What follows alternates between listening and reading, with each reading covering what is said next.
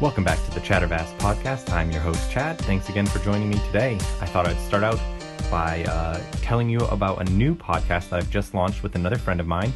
His name's Ryan, and we just launched Escape News, which you can go on YouTube, on podcast apps, find it anywhere. Just come on and join us. It's an interesting discussion for the first episode. We're hoping to produce this once a week.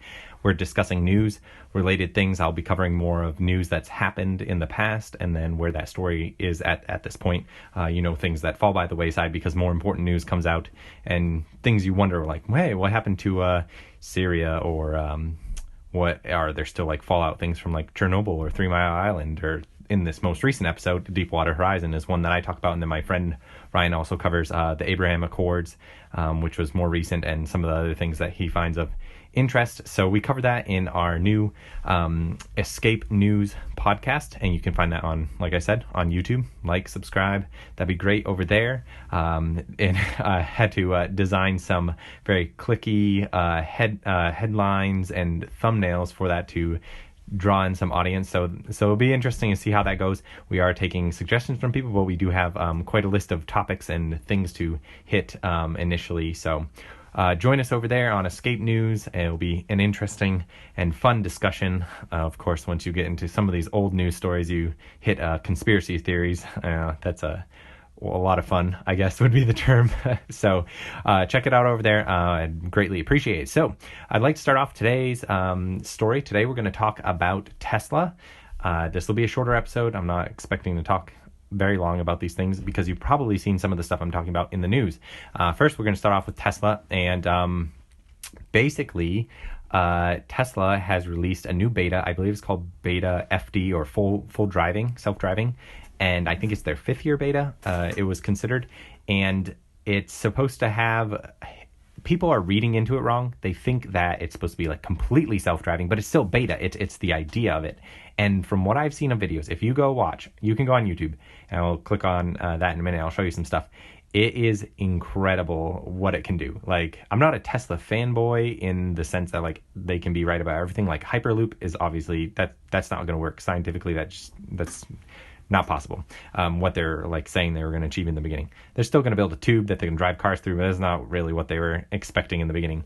But with Tesla, the self-driving car, it's amazing to see. Now, it's also really scary when the car is self-driving and gets something wrong. Oh man, it would be terrifying. Now, I've never driven in a Tesla, but what other people tell me, it's like riding in a roller coaster. It's very smooth and you just accelerate, which is very different, I guess, than a traditional vehicle because you have the rumble of the engine and it just works different. So it's a different experience. Now, if you watch some of the other videos, there are like additional things you can add onto your Tesla to have ludicrous mode, and you just go from like 0 to 60 in 3 or so seconds, which is pretty intense from right here. There's a lot of those videos where people like smack into the back seat because they're just like pressed up from the initial jolt of energy as you go flying down the road.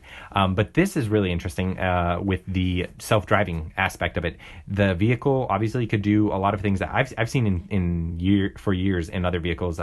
Lane, like basic lane changing, or like keeping within the lane. Now this self-driving beta shows it taking turns, watching the road for lights and signs and other vehicles.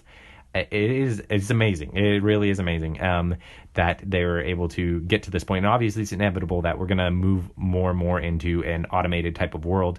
I had a friend a couple of years ago mentioned to me, and at the time I didn't really agree with him, and it was really hard because from the American perspective, cars and vehicles are kind of like America, because America is like really big, and we have this perception that there's nothing like hopping in your car and just being able to drive wherever you want. And I still think that it's going to be a really long time before we do away with driving your own vehicle, because we have vast amounts of land and traveling between places. I just can't see self-driving vehicles where you don't have to drive it at all taking over entirely. You have like a lot to do with money, obviously, people being able to afford these things, And then you have a lot to do with like the laws that have to go into place, the technology that goes into place, and whether or not people want to give up being able to drive vehicles.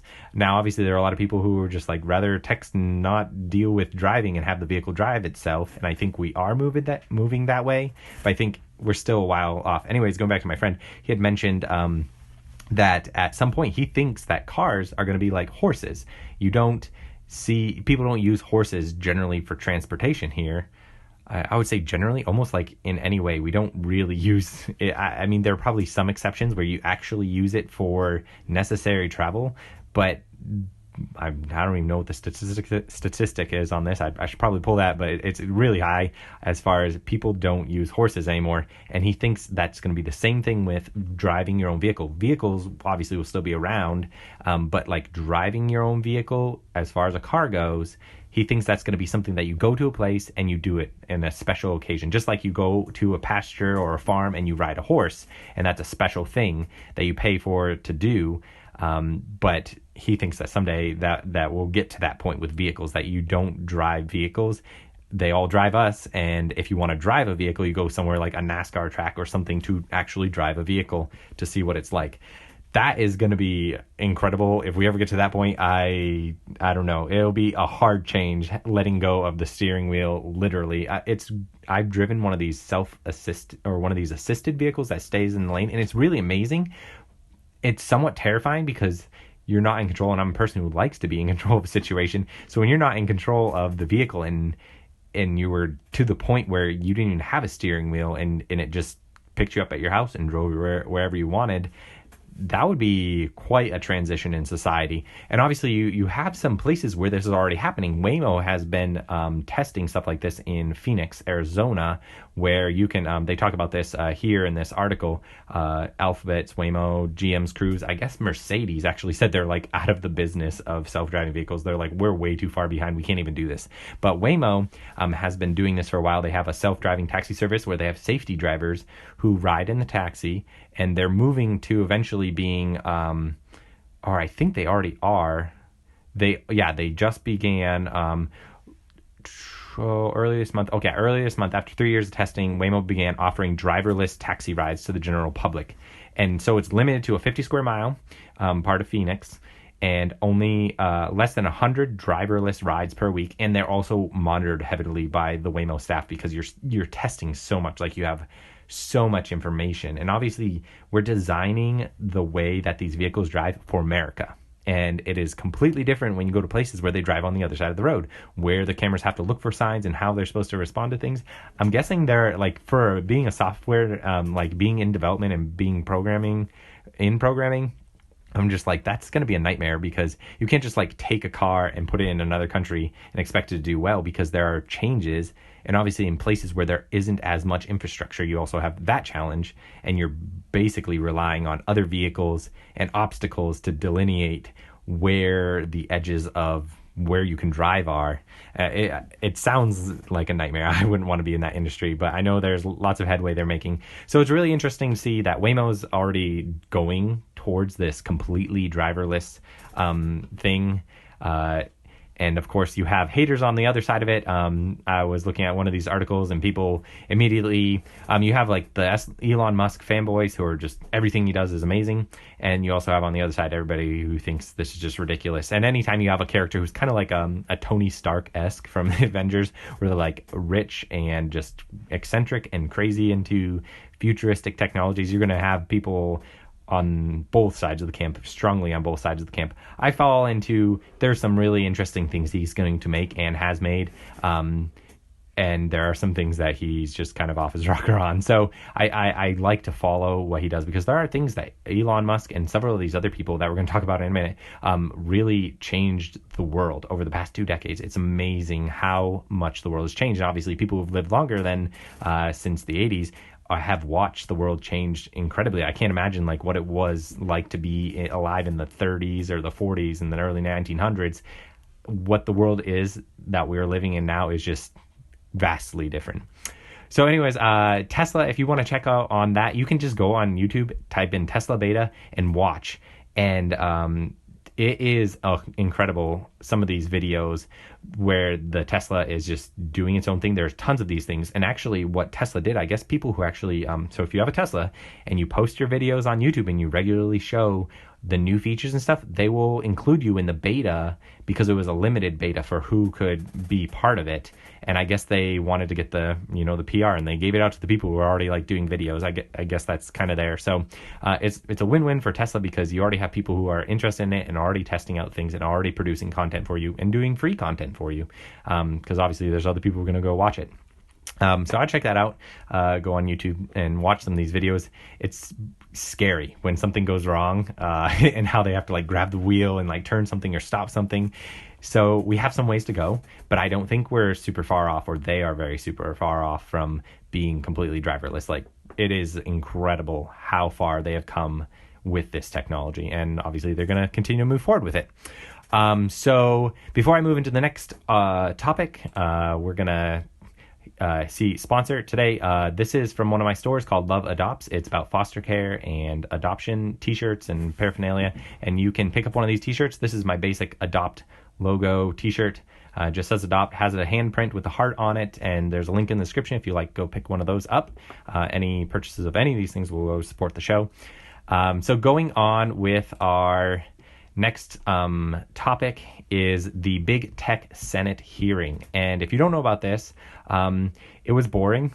I watched listened to the whole thing, and I was shocked at some of the things that the senators were saying, in particular Ted Cruz, how vehemently he came across. It was intense. But as far as what was being said, I don't think a lot of people, I don't know, I'm sure there's a lot of people who watched it, but it was really boring. And the gist of what was happening is that the Senate called up Google, Facebook, and Twitter. So Jack Dorsey, Sundar Pichai, and Mark Zuckerberg, and they had to come testify about more or less the involvement of social media platforms in our election, and censoring content. Those were everything that this whole conversation was. It was 4 hours of interrogating, and the gist of what happened was the senators on the Republican side were mad and calling them out for banning and censoring conservative news articles. And the Democrat side was saying this is just a sham, and we don't need to be doing this right before the election because they're doing it just because Trump wants them to, so that Trump will win the election. There are the two sides of the story. Now, the Democrat side, I guess I can see where they're coming from on that. There may be some of that at play. I don't really think you're going to change that many people's votes at this point on there. Who knows? It's really hard to say what dark forces lie behind the screen. But on the Republican side, I understand where they're coming from on this. We know about Hunter Biden is a thing that came up in the news recently. I don't know. I didn't look into, and don't really care to look into, all of the dirty deeds that were done. But a laptop of his was taken at a repair shop, and they had taken some of the information off of it and presented this online. And the Washington Post wrote an article and posted it on Twitter. And Twitter blocked it and actually disabled their entire account so that they couldn't post it or post anything. And all the other mentions of this article were immediately removed from Twitter. I believe Facebook got involved at the same time doing similar things like that. And so from the conservative perspective, you have the idea that these liberal social media platform CEOs were doing this because this makes Biden's campaign look bad, that his son was doing illegal things. And but so what Twitter had to say, now you should have seen the one part in there that was like really intense was Ted Cruz just going at it with Jack Dorsey and the others. There was nothing that these people could do, these CEOs could do, because they were subpoenaed to come and testify and answer their questions, and they just had to sit there because Trump had, after this whole Hunter Biden thing, actually had released a thing that was dealing with, I believe it's called Section 230. Oh, yeah, Section 230. And the gist of this Section 230, it protects companies and newspapers because they are not liable for what people write on their platforms or in their newspapers, because the newspaper or YouTube or Reddit or Facebook or Twitter, they're not the ones producing that content. It's their users. And so this Section 230 basically protects them and says, hey, like, you're not going to be liable for what these people say. And Trump took issue with that because they're censoring certain things. Twitter, or Jack Dorsey, says that the reason they blocked this particular article was because it was from hacked sources, that the material that they presented in the post was illegally obtained, basically. But the chairman and Ted Cruz and the others on the Republican side were saying that you didn't have a problem with that. And as they said, the Republicans, they gleefully spreading Trump's taxes information all over Twitter and the other places when that was illegally obtained as well. So you do have a double standard here. That's obviously that's information right there that it's undeniable. That is what happened, that Twitter blocked Washington Post. And they say they did that because of hacked information, but they didn't block that information when it was Trump's taxes, and that was illegally obtained as well. And it gets in. They argue about semantics, but in all, these CEOs had to sit there and just take whatever the senators were saying to them or about them, because they can't do anything because they more or less had like a very small time frame, like 7 minutes to make some comments. And you went around, you had tons of senators. It lasted 4 hours. It was really long. It was very heated at moments. But there wasn't really anything the CEOs could do. I think at the end of it all, the gist of what all these CEO and the senators decided to come up with is some type of plan to report on what they censor and why they censor it and make that more clear. I think what people are looking at is changing Section 230. Now, I say what people are looking at, I would recommend that they change is making it so that you are liable for what your users post if you censor and control what they're allowed to post. Now, you get into a huge amount of problems with that because there needs to be on that list things that people are allowed to censor for and not lose that protection there. Because if you go to somewhere like 4chan, doesn't censor anything. It's a nightmare of a place. When it comes out, like, there are hate groups of every variety, and there's all kinds of objectionable content. One particular app that was supposed to be for free speech and not censoring anything is Parler, and it's supposed to be like the new conservative thing. And really, if you get on Parler, I made an account for Chattervast and to get some more marketing out there. And it's basically like a comment thread on a Fox News article. It's not like fun. I don't really enjoy going to those places. I've gone into the Fox News articles and CNN and all those different ones. It's just, it's just a lot of antagonistic people and fighting and stereotypes and stuff like that. And the Parler one is more of just all the people who are on the right side and carry out the stereotypes of what other people are.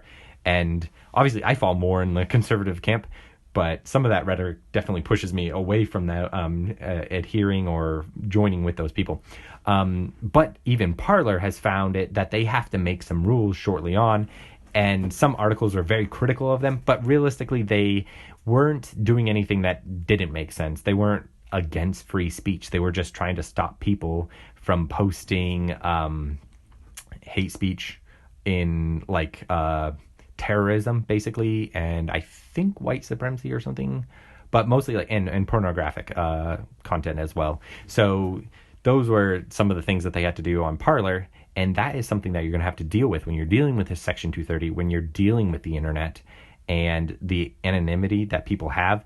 People are willing to post a lot more. Like, you can look at Facebook, and I've talked about Facebook before, that I don't really like it. I'm not on Facebook. I have an account for marketing purposes and other things, but I don't use it personally. And Parler, even, I'm like, I just need to just post my things for marketing, and I don't even know if I really want to, because it's another one of those places that all of these social media platforms allow people to be anonymous and say what they want about other people. And I think it's harder to do that if you're in person having a conversation with someone. speaking of being in person with and having a conversation with someone, my friend who I talked about last time, I had gotten some of that information wrong, exactly about him voting for Biden and why and all that stuff.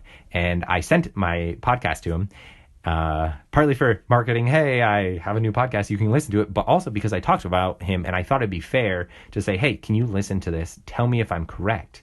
And if I'm not, correct it, or let's just talk about it on my podcast. I'd love to have you on and we can discuss this, because I am willing to have conversations with people I completely disagree with.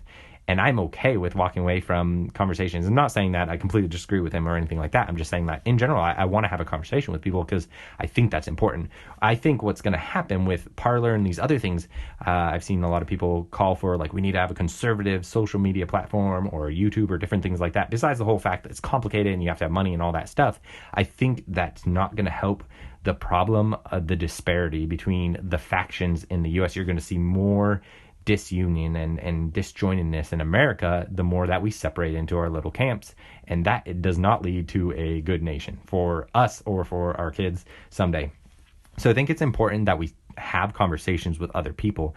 The hard part is when it comes down to it, people aren't having those conversations, and even if they do, I don't know that you can't just change other people's minds, and your worldview really affects things. Like my worldview, coming from a Christian background and everything, that shapes everything that I believe about the world and why. And obviously, if you have a different worldview, that changes the conversation you're going to have with someone. So I think it's important to have the conversations. I think it will help. I can't say it would fix everything, obviously, but I don't think it's going to be going in the right direction. Now, again, you have to deal with what they're saying here about Facebook, Google, and Twitter being more liberal and censoring conservative sides. I've actually seen some stuff where they censor some liberal sides of things too. That rhetoric is out there. But there are definite cases on the conservative side of this happening, and you have to deal with that, because that shouldn't be the case if you want to have this conversation. I'm assuming that these people would want to have conversation and want to have unity in our country, but at the same time, everyone's human and everyone has an agenda of what they think the world what the country or their world should look like. Now, I don't have an idea of what this country should look like. I just don't. I can't fix things, because I know that every problem doesn't have a simple solution. There's no such thing. It's all complicated and everything is intertwined. But I want to talk about this so that you just had an idea of what happened in the Senate hearing. Gist of it being they're going to try to come up with some plan to report on what they censor and why they censor it and what's allowed, and just be more clear about that. Whether or not that happens, it remains to be seen, because they just had this conversation a couple days ago. Again, if you want to go watch it, you can look it up on YouTube and check it out. It's really long, and Cruz was definitely the star of the show as far as representing. I definitely think he would run for president again in 2024. That's what several people were saying. He's definitely like the number one ticket name there in that, and definitely had a concise and direct approach to this matter.